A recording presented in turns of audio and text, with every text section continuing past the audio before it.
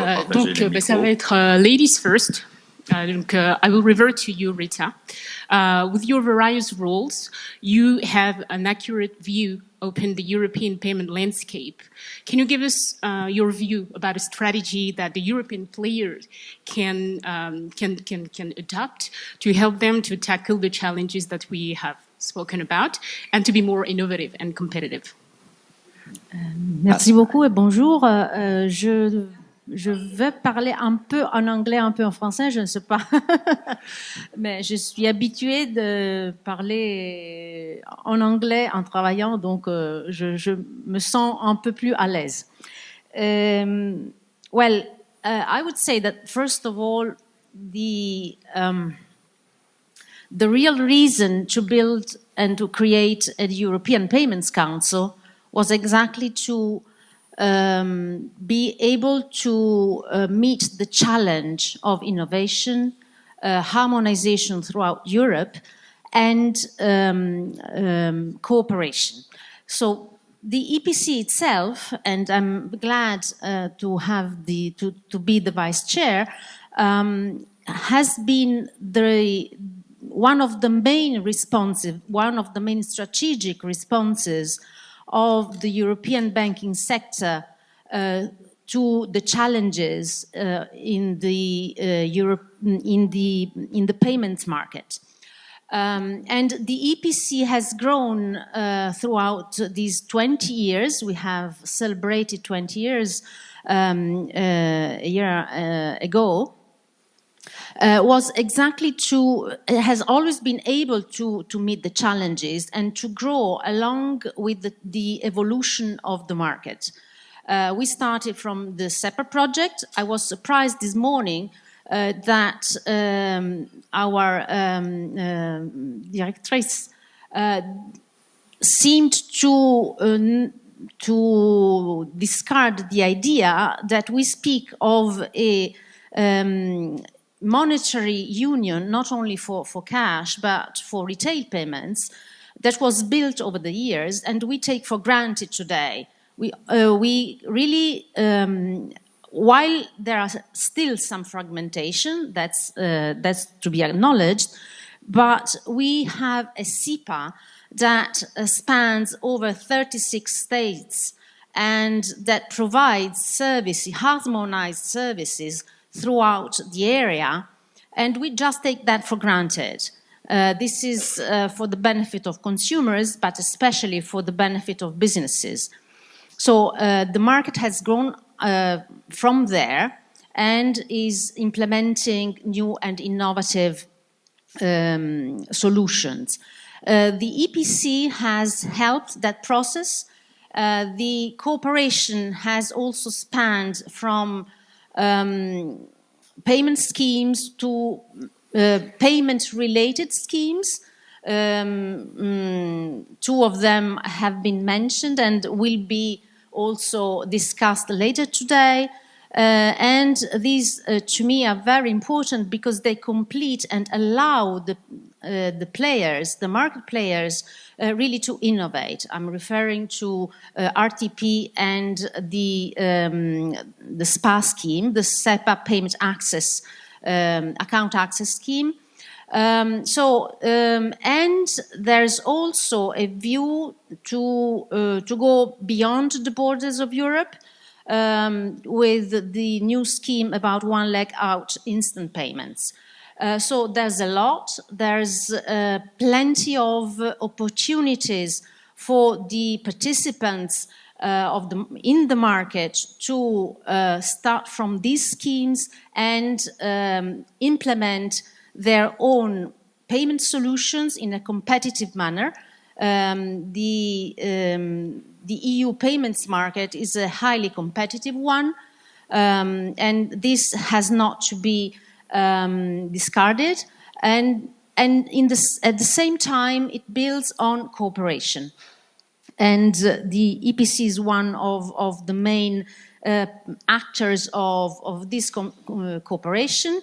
I like to stress that we enlarged the governance of the EPC to include also non-bank players. So also the fairness and the level playing field is being considered in all this work. And maybe I stop here. Thank you, Rita. Je me tourne vers vous, Martina Weimert. Vous êtes directrice générale d'EPI, comme nous l'avons dit, et nous pensons, et beaucoup pensent, que EPI fait partie on va dire des solutions pour pouvoir répondre à certains enjeux. Pourriez-vous réagir à ce que dit Rita et nous donner votre point de vue à ce sujet? Oui, donc je pense que merci d'abord Jocelyne et bonjour à tous. En effet, bon, on a un moment très intéressant parce que maintenant on a beaucoup d'évolutions qui arrivent quand même à un certain stade de maturité. On a effectivement des bases en Europe qui nous manquaient auparavant.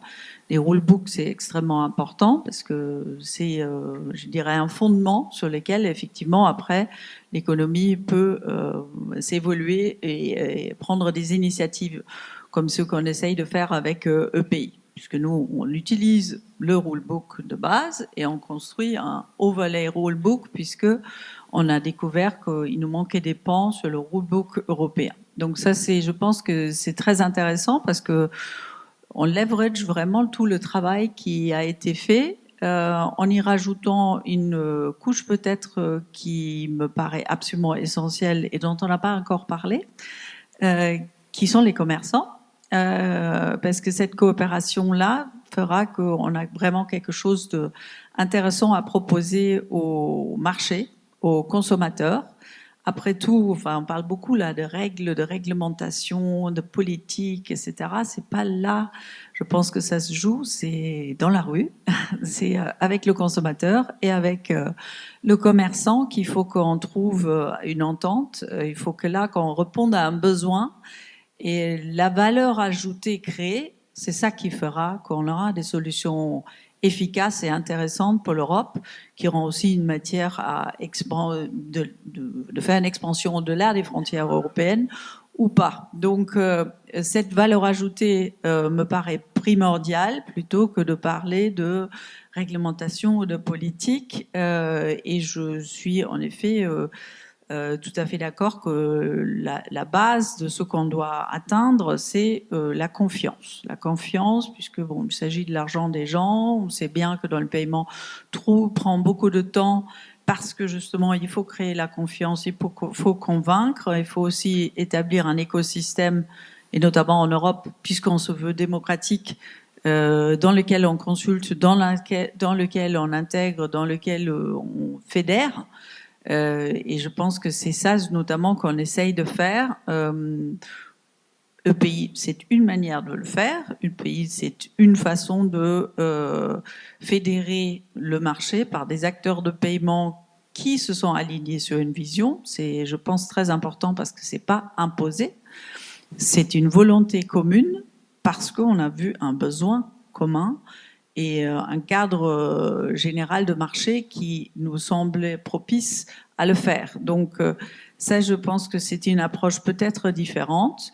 On n'est évidemment pas la seule initiative, mais l'initiative d'une grande partie du marché avec une vision extrêmement alignée qui dépasse la fragmentation de ces marchés-là, puisque c'est une solution unique qui va fonctionner dans tous les marchés de la même façon, dans les marchés qui participent pour l'instant.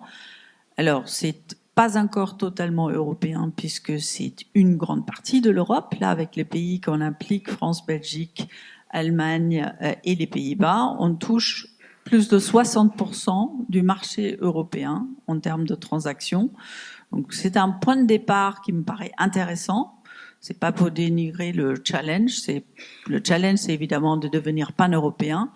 Mais sans l'imposer, il faut le faire progressivement. Il faut convaincre, c'est ce qu'on fait au jour le jour et faire ce travail d'alignement sur le fond.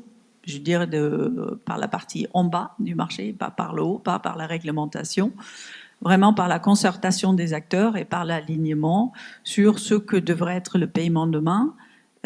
En visant seulement une chose, c'est la création de la valeur et surtout deux valeurs qui sont le choix et le contrôle pour le consommateur.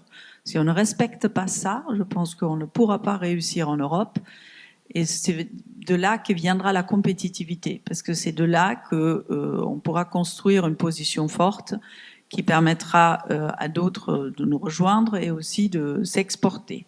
D'ailleurs, la question de l'exportation de l'Europe n'est pas vraiment notre principal challenge, puisqu'on a beaucoup de demandes d'acteurs internationaux qui comprennent même pas pourquoi en Europe on l'a pas déjà fait et qui sont demandeurs à accepter une solution européenne parce qu'ils voient très bien l'intérêt d'avoir un point d'intégration unique au lieu de le faire pays par pays, et aussi d'établir des liens de coopération forts, parce qu'aujourd'hui, il y a un vrai besoin d'avancer, d'avoir une solution peut-être pas basée sur les cartes, mais d'avoir quelque chose de différent, de nouveau, qui se complétera aux espèces, aux cartes, parce qu'il ne faut pas croire que le consommateur va adopter qu'un seul moyen de paiement.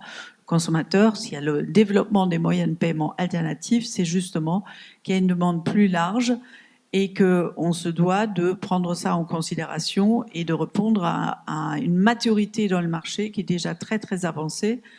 Donc, on considère qu'en faisant quelque chose qui traite tous les cas d'usage, et qui permet d'associer des services à valeur ajoutée dans un wallet, eh bien, on a un véhicule intéressant pour la compétitivité européenne, pour l'alignement de cette industrie autour d'une seule solution, pour la pousser dans le marché et pour avoir un véhicule commun demain d'expansion et donc d'une réponse européenne concertée entre les acteurs de paiement, pas seulement les banques, les acquéreurs qui sont nos actionnaires, mais aussi en étroite collaboration, comme j'ai dit, avec les commerçants, les associations de consommateurs et au-delà de ça, des acteurs internationaux qui demain feront qu'on pourra s'étendre au-delà des frontières européennes.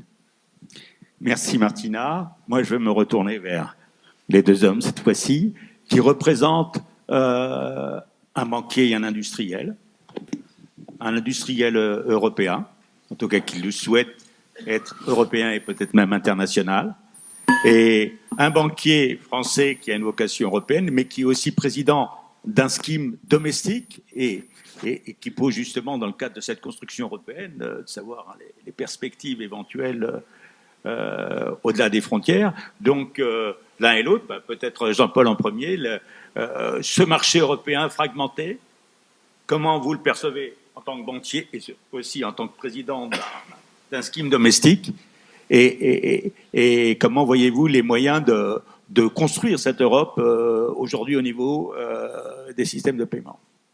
Merci beaucoup Hervé. Effectivement, j'ai deux casquettes. Au niveau d'une banque qui a une très grande partie de son activité en France, même si elle est une banque à vocation européenne, et puis j'ai cette casquette de président d'un scheme national. Le sujet des paiements c'est d'abord un sujet national, le paiement des particuliers, parce qu'on se concentre évidemment sur le sujet des paiements transfrontaliers, des étrangers venant en Europe, mais une très grande partie des 27 milliards d'opérations de paiement en France sont des paiements domestiques. Moi, mon sujet, il est de voir quels sont les différents types de paiements, comment ils évoluent, avec une part de marché qui dépasse les 30% en France. On a une responsabilité dans la distribution du cash. Sébastien le disait tout à l'heure, lui reçoit des courriers en disant il y a des banques qui ferment des distributeurs de billets, comment est-ce qu'on va assurer demain la distribution du cash? C'est un sujet. On sait qu'on a encore en France plus d'1 milliard de chèques, même si ça représente que 4% à peu près des paiements, on a toujours 1 milliard de chèques en France. Ça diminue régulièrement. Qu'est-ce qu'on fait évidemment pour accompagner la mort inévitable du chèque? Et puis on a le cash, pardon, j'ai oublié de le dire, mais c'est près de plus de 40% des transactions de paiement en France. Donc oui, très bien, ça diminue de 6 à 7% par an, ça alimente la digitalisation des paiements, mais ça reste quand même un moyen privilégié avec tout ce qu'a évoqué Sébastien d'anonymat, d'inclusion et autres. Et puis on a la carte qui est un énorme actif en France. On est un pays très carte de paiement, avec le GIE carte bancaire qui fêtera ses 40 ans l'année prochaine, qui représente encore plus de 80% des transactions cartes en France. Évidemment qui est challengé par ce qu'on appelle le déco-badging des cartes, par le digital avec les paiements sur des wallets cartes, avec le choix de la marque qui est fait en e-commerce. Donc on sait qu'on a un certain nombre de challenges pour arriver à consolider complètement notre scheme carte. Je crois beaucoup encore au scheme card pendant les prochaines années. Et puis, comme le disait Martina, on a les wallets en instant payment qui vont arriver et qui sont un complément par rapport à tout ce que j'ai évoqué jusqu'à présent. Ce wallet en instant payment, on a pris la décision de le construire à un niveau européen parce que ça avait pas de sens de le construire aujourd'hui à un niveau local, à un niveau national. Et donc, c'est très très bien si on arrive à le faire. On n'a pas réussi à se mettre d'accord sur un scheme carte européen, avec une initiative qui était exclusivement privée et qui aurait peut-être mérité qu'il y ait un petit peu plus d'action publique pour qu'on arrive à le faire plus facilement. Ça n'a pas été possible. Là, je crois qu'on a passé cette étape désormais de rendre possible, avec Martina et tous les actionnaires de pays, ce wallet autour d'un scheme wallet instant payment, et tant mieux.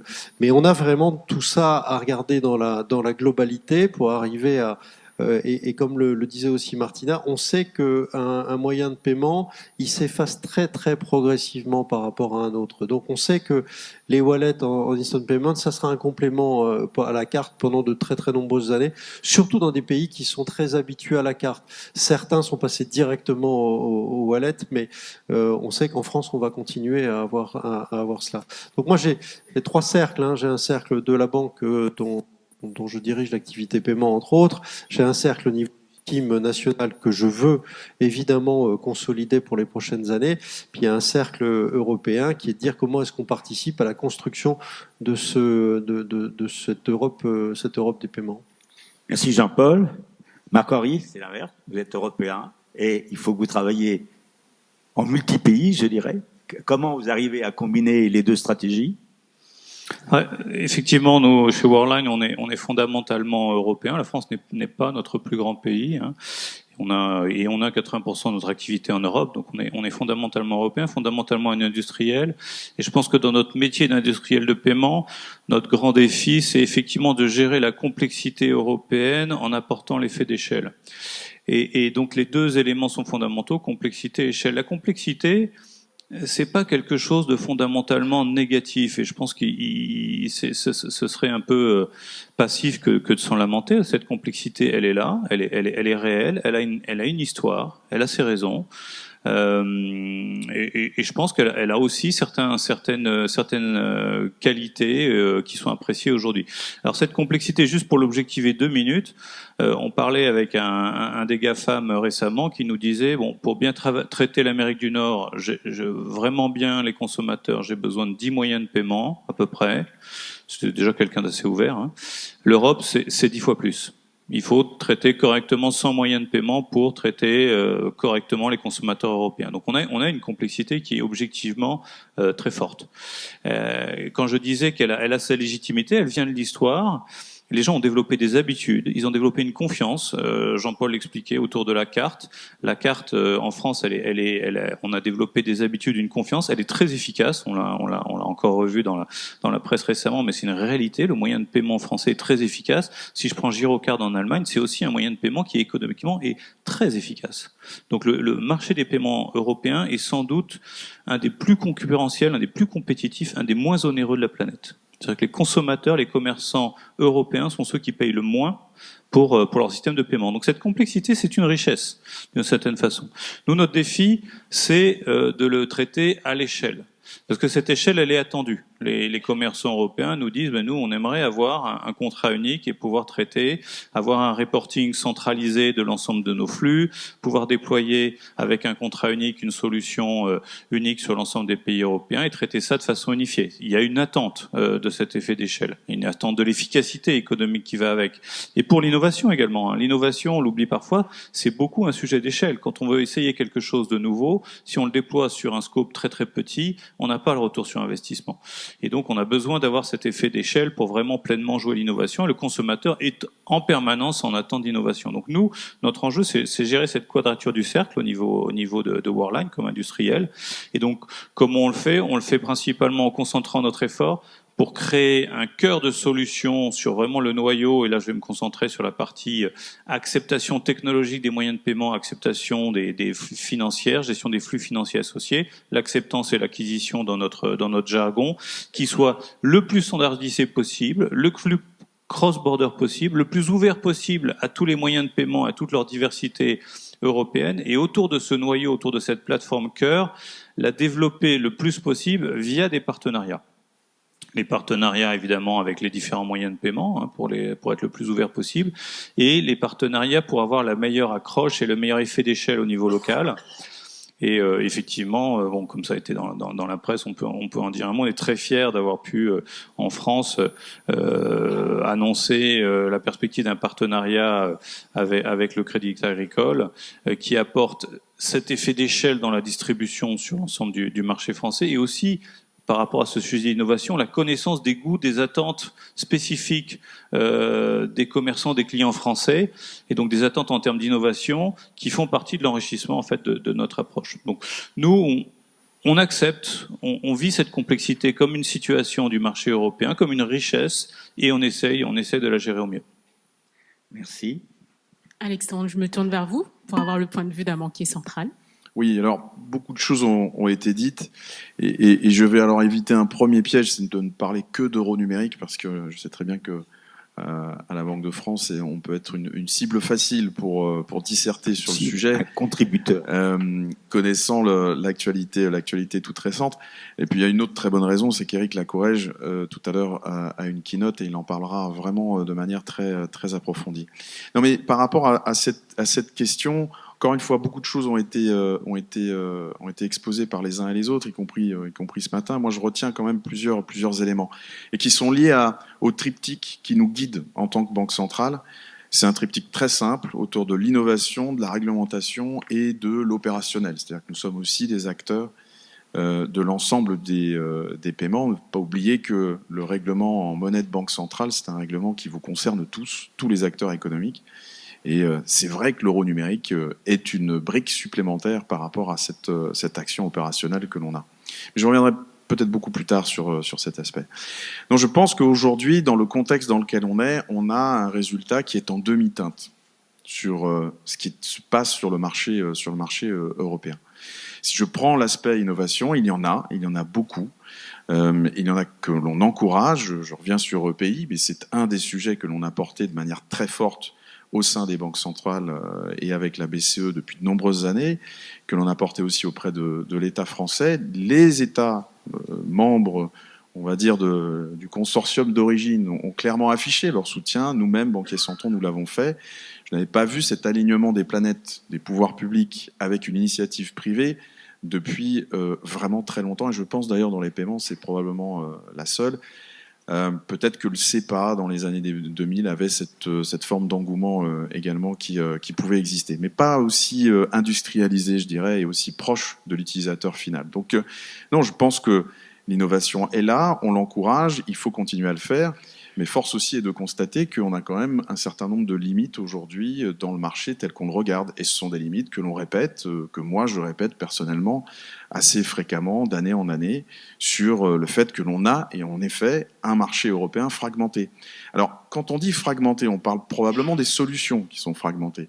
Mais c'est aussi tout simplement parce qu'on a des habitudes de paiement, et ça a été dit d'ailleurs, qui sont différentes. On a une histoire différente d'un pays à l'autre.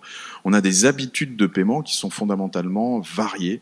Alors certains préfèrent plus le cash, d'autres un peu moins. Certains aiment des moyens de paiement qui ont vu le jour dans les années 2000 et qui ont quelque part pris des parts de marché assez conséquentes au sein de petits pays. D'autres, comme la France, ont privilégié la carte. C'est pas le seul en Europe. Mais cette fragmentation-là, elle a pour moi des conséquences qui sont assez fortes. C'est qu'il y a une difficulté fondamentale pour des acteurs en Europe, qu'ils soient français ou d'autres pays autour, c'est qu'avoir une vision stratégique à long terme, avec des investissements conséquents, arriver à dépasser l'attente des actionnaires et l'attente du retour sur investissement court, qui est quand même de plus en plus la norme, il faut aussi le dire, c'est une difficulté très profonde. Et c'est ce qui fait que la dominance vient d'acteurs extra-européens qui ont une surface financière absolument phénoménale, qui ont réussi probablement très fortement sur leur marché. On parle souvent évidemment des acteurs notamment américains de l'autre côté de l'Atlantique. On le voit avec des acteurs asiatiques qui rentrent de plus en plus dans le domaine. Ce ne concerne pas que des solutions ou des approches pour, je dirais, qui sont proches de l'utilisateur final, c'est aussi sur l'aspect industriel des choses. On voit que ces acteurs, dans la chaîne de paiement, sont conséquents financièrement et donc ont la capacité d'englober cette complexité et cette fragmentation européenne. Alors, il y a quelques champions européens, il y en a un ici, et notamment dans l'industriel. On a des banques européennes qui sont solides, on a des banques qui, dans le retail, sont particulièrement solides, y compris en France. On en a un autre ici présent. Mais dès que l'on parle de la dimension européenne, là, les choses sont beaucoup plus complexes. Alors, ça représente une difficulté pour les acteurs nationaux de grandir à l'échelle européenne. Ça représente une difficulté aussi quand même présente pour ces acteurs extra-européens de pénétrer les marchés nationaux. Donc moi, je tiens toujours cette réflexion-là qui est que malgré tout ce que l'on peut faire, et on fait beaucoup, et on reviendra sur l'aspect réglementation, je le sais un petit peu après, on a quand même ces limites que l'on observe. Et puis je terminerai aussi par une remarque aussi que je trouve qui peut avoir un double tranchant, c'est que la législation européenne peut être à la fois positive et négative. Le cadre européen que l'on a développé repose sur un certain nombre de concepts de concurrence ouverte qui étaient, je dirais, florilèges et particulièrement positifs dans les années 80. Je ne suis pas certain aujourd'hui, dans le contexte géopolitique que l'on a, alors peut-être qu'il y a fait du commerce comme discussion, comme l'a pu dire Sébastien Raspillier, mais je ne suis pas certain que ces règles-là sont les plus efficaces pour promouvoir justement les acteurs européens ou nationaux et leur donner la dimension européenne. Il faut réellement aussi se poser ce type de questions-là, et je pense que dans d'autres juridictions dans le monde, on ne joue pas exactement avec les mêmes règles. Donc pour moi, ce sont des réflexions assez importantes justement sur ce qui se passe aujourd'hui et sur ce qui va continuer à se passer sur le marché européen. Alors, comme le temps a beaucoup avancé et que nos orateurs d'ouverture ont pris beaucoup de temps, on va essayer de regrouper les deux questions suivantes, c'est-à-dire face aux défis qu'on a au niveau européen, on a un nouveau cadre réglementaire qui est en train de s'installer. Il y a deux questions. Premièrement, quels sont les défis qui vont poser à chacun d'entre vous ces nouveaux textes? Qu'est-ce que ça va vous poser? Et la deuxième question, c'est est-ce que cela vous paraît, parce que c'est quand même un gros paquet qu'il faut quand même avaler, est-ce que ça vous paraît suffisant pour régler justement l'ensemble des difficultés qui ont été évoquées toute la matinée sur ce marché européen, hein, notre titre, c'était pour sans frontières, innovantes, compétitives, souveraines, etc. Est-ce que ces réglementations vont nous permettre d'atteindre cet objectif? Et effectivement, est-ce qu'il y aurait d'autres points très importants à aborder rapidement pour essayer de parfaire ce marché européen? On commence par toi, Alexandre, les deux. Hein. Réaction par rapport aux textes, puisque tu les connais bien, mais malgré tout, tu as quand même à donner ton sentiment sur un certain nombre de sujets. Et est-ce que ce sera suffisant et comment vous, en tant que Banque centrale, vous cherchez à gérer les deux, quoi. Voilà. Oui, j'ai passé une très bonne nuit, du coup, depuis hier avec ce paquet-là. Non, mais blague à part, je pense que ce nouveau paquet est très intéressant. Il faut effectivement l'absorber. Il s'inscrit pour la plupart des textes dans une forme de continuité. Je pense qu'il faut faire assez attention aussi aux résultats qu'on poursuit. On a aujourd'hui, il me semble, de la part des pouvoirs publics, sur ces différentes initiatives, sur ces différentes réalités que l'on a développées ces 15 dernières années, des succès qui sont variés dans ces résultats. Le SEPA, je pense, est un succès de back-end, entre guillemets, de mécanique de paiement, qui tarde à voir encore le jour complètement dans sa partie consommateur final, mais qui, enfin, très honnêtement, sur la réalité des échanges, notamment entre entreprises, avec le SEPA Credit Transfer, ou alors même sur les prélèvements, y compris pour les particuliers, est plutôt une réussite. Je reviendrai sur la partie paiement instantané après. Si je regarde l'open banking qui est venu avec PSD2, moi je ne suis pas certain qu'on ait eu une innovation, alors certes intéressante conceptuellement, mais qu'on ait eu des succès réels, puissants, de la part des différents acteurs avec ces nouveaux services. Donc, on a intellectuellement inventé de nouveaux services, de nouveaux moyens d'accès à ce que les banques étaient capables de promouvoir et de produire. Mais dans les faits, est-ce qu'on en a eu quelque chose réellement de disruptif apparaître? Est-ce qu'on a vu les utilisateurs finaux s'en accaparer réellement? Je ne suis pas certain. Je pense que notre constat aujourd'hui, c'est que il y a des routes et des voies qui ont été ouvertes, mais ça n'a pas été un raz-de-marée total. Donc moi, je dirais la chose suivante par rapport à la question que tu posais, c'est que très clairement, il faut que les pouvoirs publics et les banques centrales en premier accompagnent un maximum, l'émergence, l'expansion de nos acteurs, qu'ils soient français ou européens. Et je ne vais pas revenir sur ce que je disais à l'instant, mais la création de champions européens, dans le cadre européen tel qu'il est aujourd'hui, c'est un défi.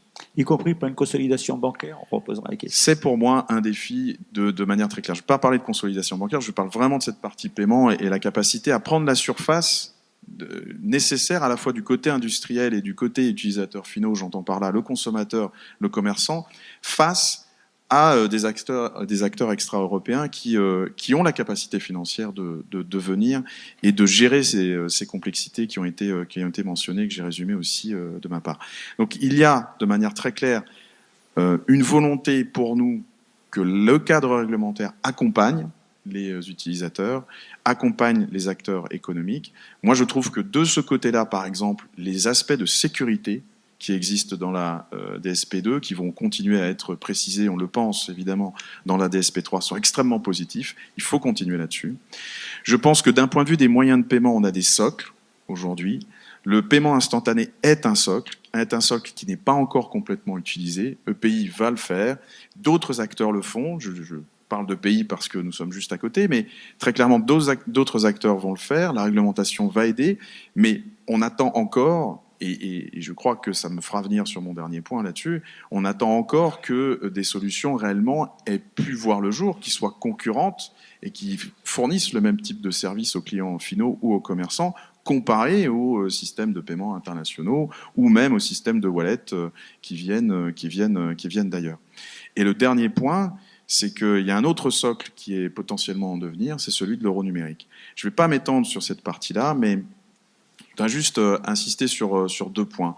Le premier point, c'est que ce qui a été fait jusqu'à maintenant, c'est une analyse technique. Personne s'en est caché, même si des fois on a pu voir des volontés des uns et des autres peut-être d'aller un peu au-delà, mais très concrètement sur le terrain, c'est-à-dire au jour le jour des travaux que l'on a pu faire et auxquels on a pu contribuer nous en tant que Banque de France, sont des travaux d'architecture technique sur ce que pourrait être un euro numérique. Mais le corollaire de tout ça, c'est que c'est un sujet politique, c'est un sujet de société, et c'est un sujet qui doit être confronté au débat démocratique de la place de la monnaie centrale dans l'espace numérique demain, donc l'équivalent du cash. Et je tiens à dire que c'est pas en conflit avec ce que les acteurs privés font. Les paiements et la monnaie, c'est un partenariat public-privé. Je crois que ça a été dit aussi. Je tiens vraiment à insister sur ce point-là. Ça a toujours été le cas. Ça a toujours été le cas avec les banques privées et les banques centrales derrière. Demain, s'il y a un euro numérique, je pense que les co-législateurs seront d'accord pour que ce partenariat public-privé soit toujours maintenu, soit toujours garanti. Il faut bien sûr qu'il soit le plus adapté à un certain nombre de notions et de discussions qu'on a déjà entendues et qu'on va continuer à entendre aujourd'hui. Je ne vais pas m'étendre là-dessus.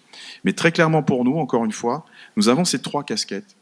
La casquette d'innovation que l'on encourage, l'innovation des acteurs de marché. On poursuit réellement cette casquette de manière très forte. La réglementation pour encadrer, notamment accompagner les acteurs. Je pense que, par exemple, le volet de sécurité est un volet qui est très important. La confiance dans les paiements, il faut que quelqu'un en soit responsable. La Banque centrale se positionne là-dessus. Et puis le troisième, c'est d'être un acteur physique réel, donc également dans l'action. Ça, c'est une proposition. L'euro numérique, c'est une proposition. Ce n'est pas encore une réalisation. Et c'est un débat public qui doit avoir lieu sur ce plan, avec les co-législateurs, avec les États membres, comme je le disais, les parlementaires, mais aussi les acteurs économiques, quels qu'ils soient. Merci Alexandre. Je voulais juste te dire que dans le texte qui est sorti hier, il y a marqué sur l'éventualité de l'émission. C'est éventuel. Voilà. Je me tourne vers vous, messieurs Desportes et monsieur Mazoyer. En tant qu'industriel et banquier, ce sera intéressant d'entendre votre point de vue justement sur le cadre réglementaire qui va être dense, les différentes initiatives telles que EPI et également l'euro numérique. Bon, je vais démarrer. En termes de défis, le défi pour nous de ces nombreux textes, c'est de mettre en œuvre. Parce que notre métier d'industriel, c'est de faire ça. Donc nous, on est un industriel européen, on peut pas commencer à dire tiens, on n'a pas envie de faire le digital euro à EPI, oui pourquoi pas, et donc on peut pas pick and choose là, comme disaient les anglo-saxons. On est là, on doit tout faire. Donc c'est un défi d'implémentation, donc ça coûte, hein, c'est un gros investissement, et de faire en sorte que ce soit facile à utiliser pour nos clients finaux et en particulier les commerçants, que ça vienne s'insérer naturellement dans leur façon de travailler aujourd'hui, qu'ils aient pas à gérer un moyen de paiement séparé des autres, dont ils savent pas consolider la trésorerie, voir les flux en fin de journée de la même façon que tout le reste, gérer les processus d'exception, les disputes, tous les process qui vont avec les particularités des paiements. Donc on a ce défi assez formidable de reprendre tout ça. Donc par rapport à la problématique de regarder ça avec ce regard industriel, nous notre enjeu c'est qu'il y ait le maximum de coordination. C'est que effectivement je parlais de la complexité tout à l'heure qui avait sa légitimité, mais il faut pas non plus l'accroître parce que si on l'accroît encore d'un ordre de grandeur, ça devient absolument ingérable et tout l'argent est dépensé pour se mettre en conformité avec la dernière nouveauté, la dernière demande, la dernière attente, et pas poursuivre les vraies attentes des commerçants qui sont améliorer le parcours client et optimiser leurs ventes. Donc on a un vrai enjeu de coordination, et pour ça, ce qui est le plus important pour nous, c'est qu'au maximum, on puisse s'appuyer sur ce qui a déjà été mis en œuvre, on puisse reprendre, on n'est pas à refaire, à redessiner. Donc plus le digital euro viendra en exploitant ce qui a été mis en place avant, mieux on fonctionnera.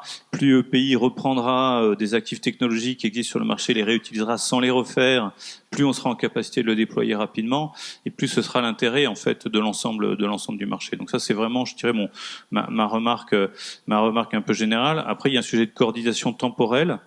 Nous, on peut pas équiper les gens en avance du marché parce qu'après les commerçants sont furieux. Hein, ça leur nécessite toujours un petit effort hein, pour accepter tel ou tel moyen de paiement. Et si derrière il n'y a pas de volume, ils sont pas contents. Donc il faut gérer en permanence cette synchronisation entre l'équipement des payeurs et des payés. Et de ce point de vue-là, si les initiatives publiques peuvent essayer de se coordonner aussi dans le temps, je pense que ce serait gagnant. Par exemple, EPI est une formidable opportunité d'équiper les consommateurs européens d'un wallet. Pourquoi ne pas attendre un peu avant de pousser un euro digital, que ce soit bien installé pour que cet euro digital puisse s'appuyer dessus? Je pense que ce serait potentiellement gagnant-gagnant. On a aussi, on n'en parle pas beaucoup, mais un wallet d'identité numérique qui est censé aussi opérer les paiements, qui arrive au milieu de tout ça, qui lui-même vient avec des règles, des textes, des obligations, et qui est pas coordonné dans le temps avec ces différentes initiatives. Je crois ce qu'on attend, c'est que au-delà de l'enthousiasme législatif, le débordement d'énergie, il y a un peu plus de coordination pour aligner les initiatives les unes avec les autres dans l'intérêt du marché. Parce que si l'acteur public ajoute sa propre couche de complexité et un déficit de coordination, là, ça devient terrible. Là, ça devient vraiment terrible.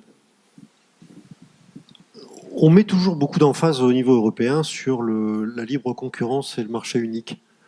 Et je ne voudrais pas qu'on prenne les paiements d'abord avec cette vision-là, parce que si dans le même temps on ne met pas autant de puissance à l'émergence de champions européens, alors on pave la voie pour les Américains. Donc il ne faut pas être naïf et il faut vraiment que les deux mouvements, public et privé en coordination, aboutissent à l'émergence de champions européens. C'est la première chose qui nous intéresse. C'est pas encore une fois de faire un marché unique des paiements pour faciliter les paiements. Non, il faut aussi qu'on ait tous ensemble cette logique de souveraineté et de création d'acteurs européens. J'ai bien apprécié les propos de Monsieur Stervino tout à l'heure. Sur la DSP3 qui vient de sortir, ce qui est important, c'est, comme on dit, de same playing field pour l'ensemble des acteurs.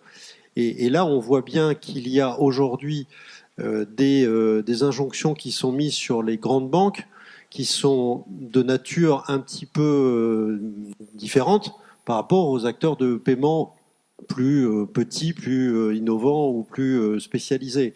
Parce que nous avons non seulement, en tant que tiers de confiance, à sécuriser l'ensemble des infrastructures, à les porter, on l'a bien vu dans le cadre d'un scheme national comme carte bancaire, à les faire évoluer, et à maintenir tout ça, évidemment, avec un niveau d'innovation et un niveau de sécurité régulier. Donc nous, on aime bien que tout le monde joue avec les mêmes règles du jeu, et je pense que ça doit aller dans cette direction.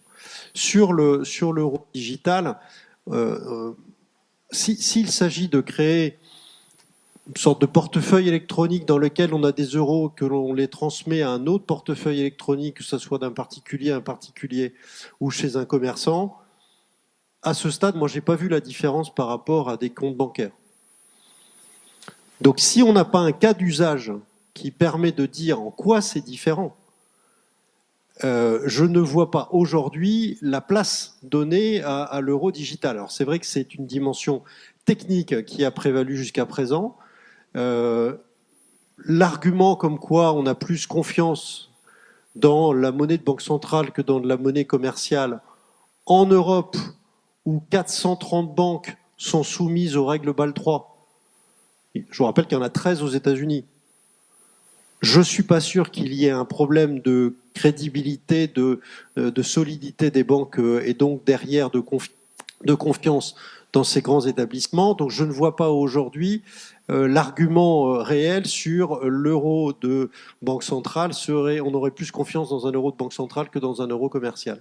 Donc il faut qu'on trouve un cas d'usage qui est spécifique et qui permet de bien le différencier par rapport à de l'euro commercial. Puis, comme le disait Marc, je trouve que la coordination de tous ces projets, l'euro digital, EPI, qui est un vecteur de paiement de l'euro commercial, le portefeuille d'identité numérique, tout ça mérite d'avoir un petit peu plus de coordination avec une vision qui doit être portée sur ce que l'on veut faire tous ensemble de l'Europe des paiements. Merci, Martina. À la fois des défis par rapport à tous ces règlements qui sont, parce que je suppose que ça va.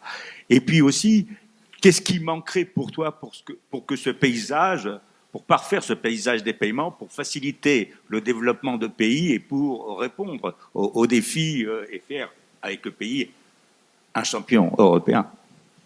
Oui, donc il y a différents aspects. Enfin, d'abord, je suis d'accord sur la confusion qu'on est en train de créer dans la tête du consommateur probablement et du commerçant, parce que le commerçant, si à la fin il doit implémenter tout ça, il est exposé au même défi que les banques, par exemple. Il faut suivre, il faut mettre tout ça en conformité, il faut l'implémenter.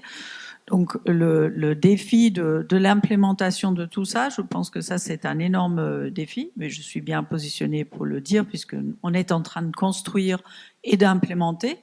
Et je peux seulement dire bon courage à la Banque Centrale Européenne si elle pense que c'est facile.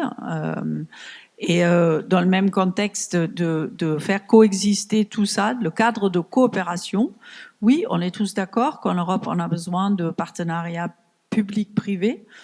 Mais la réalité, elle n'est pas encore là. On n'a pas encore, par exemple, un cadre pour dire comment exactement va se passer cette coordination. On entend, oui, les banques doivent distribuer demain l'euro digital, et oui, on devra coopérer avec EPI.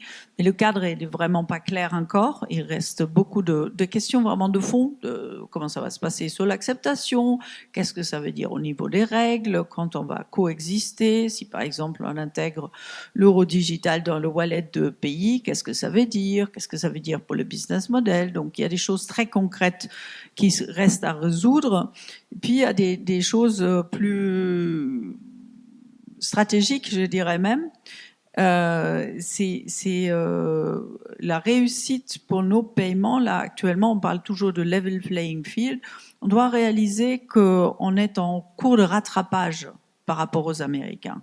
Et on sait que ça va être très difficile, que ça va être très long.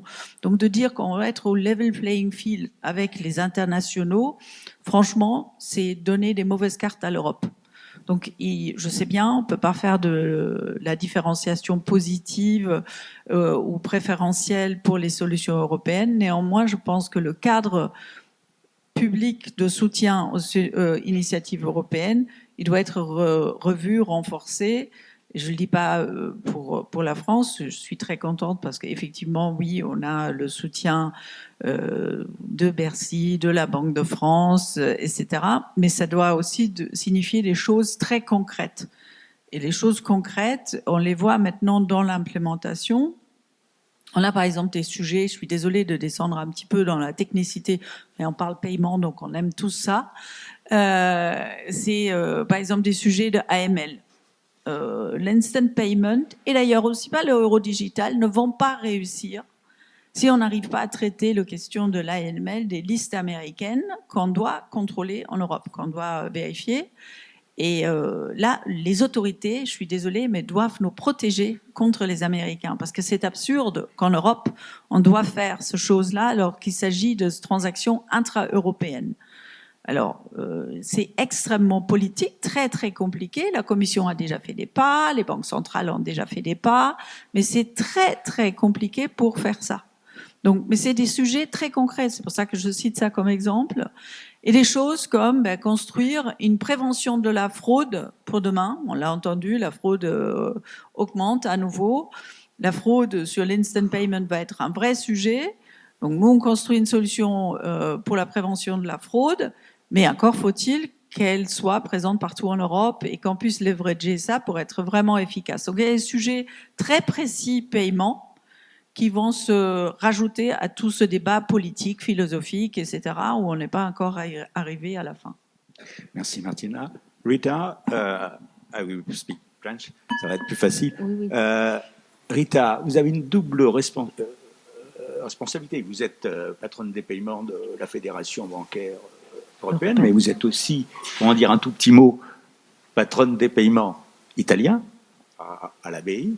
Alors, une question, c'est effectivement, pour les banques européennes, ce nouveau cadre, le challenge que ça représente, mais aussi pour les banques italiennes. On disait tout à l'heure, nouveaux moyens de paiement, peut-être directement une solution européenne. Est-ce que, avec le nouveau cadre de pays, les banques italiennes pourraient rejoindre notre projet européen? Comme association, je ne peux pas répondre à cette dernière question parce que notamment c'est un choix des banques elles-mêmes et je sais qu'il y a des discussions. Une discussion, mais on verra. Sorry, switching in English is a little bit better. Speak English, if you would like. Keeping on this subject, I think Italy is one of the examples of this diversity in Europe that is still, difficult to change. We made a lot of, quite strong evolution, also thanks to the unfortunate period of the pandemic. And we moved from the very low levels of, in comparison with other countries, of usage of non-cash payments. But still, cash is quite heavily used in Italy. And notwithstanding the fact that banks are really on the innovation forefront, I do remember that and repeat that Italian banks were among the first to join the SCT Inst, and it's more than 3 years that over 90% of our clients, in terms of payment accounts, are able to use instant payments.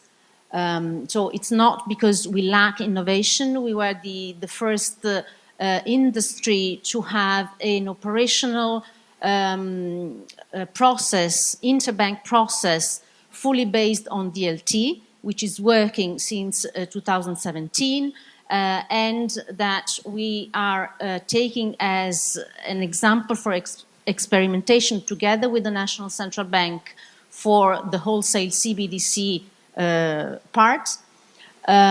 So it's not a matter of lacking of innovation. It's and I like always to remember, and I fully agree with which was said before, that payments are a matter of habit, and the sociological aspects are absolutely key.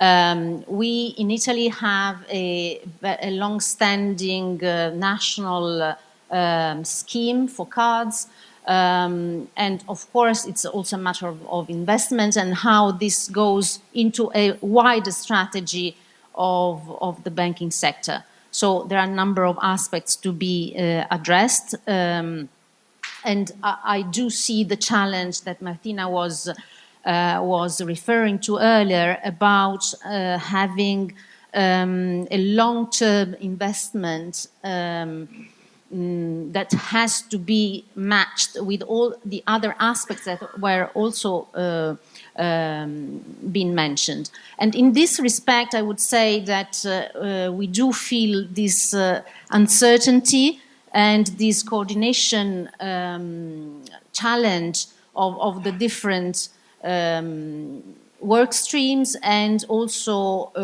legislative interventions. And unfortunately, I have to say that neither the central banks, the Eurosystem, nor the Commission has answered the fundamental question how all this fits together. And we still are keeping asking that. Coming to the package that was issued yesterday, as European Banking Federation, we worked along this year in assessing the implementation and speaking to the Commission and to our national central banks. I think we all agree on the objectives. So fighting fraud, of course, we do feel that this is a key aspect. We are quite surprised about the means to get there. And here I'm at the same time going a little bit into the details, but also reaching out again to the philosophical level. Because also in terms of competitiveness with the rest of the world, we might wonder why, if you have a problem, the only solution is to put additional burdens on the providers of the services. So if manipulation is a problem, this problem cannot be solved by infringing one of the key principles of our état de droit, which is that you can be responsible of what you are in control of, and not of something that is beyond your control. So another aspect that I'm also wondering about is if you want to have a service given for free for inclusion reasons or for encouraging a new service, why then should the providers be in charge of all the costs? This never happens. For example, if you have medicines, we all benefit from social security and national health systems that provide for free basic medicines to all the people, but the pharmacists are not charged for that. It's not them who pay for that. So if we want to be competitive around the world, I'm wondering whether the fact that the cost of all that is pushed on private players is the right way forward.